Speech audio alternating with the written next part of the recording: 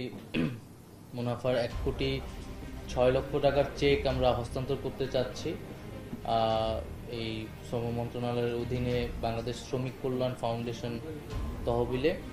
তো এটা মূলত আমরা একটা উৎসাহ উদ্দীপনা তৈরি করতে চাচ্ছি অন্যান্য কোম্পানিগুলোও যাতে এই কাজগুলা নিষ্ঠার সাথে করে, কারণ যেটা উনি বললেন যে মাত্র খুব অল্প অসংখ্য কোম্পানি এটা আসলে দিচ্ছে।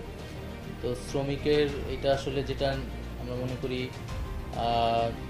ন্যায্য পাওনা তাদের, এবং রাষ্ট্রের তরফ থেকেও তার শ্রমিকের যে নানান সুবিধা অসুবিধা দেখা, আমাদের দেশের শ্রমিকদের নানান ধরনের অসুবিধার মধ্যে থাকে, ন্যায্য মূল্য সহ মজুরি সহ তাদের নানা ধরনের যে নাগরিক সুবিধাগুলো, সেই সুবিধাগুলো থেকে তারা বঞ্চিত।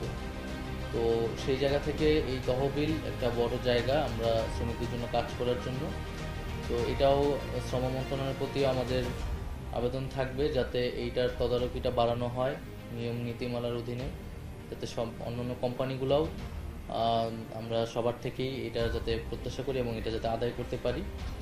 তো আমাদের সাবমেরিন কেবলসের পক্ষ থেকে যে আমরা এছাড়াও কিছু উদ্যোগ নিয়েছি, ইন্টারনেটের দাম কমানো সহ কিছু কাজ চলতেছে, সেইটারই একটা যে মুনাফার অংশটা সেটা আমরা আজকে হস্তান্তর করতে যাচ্ছি, এবং এটা হস্তান্তর করতে পেরে আমরাও নিজেরাও কৃতার্থ, এবং আমরা চাই যে এই টাকাটা শ্রমিকের কল্যাণে ব্যয় হোক।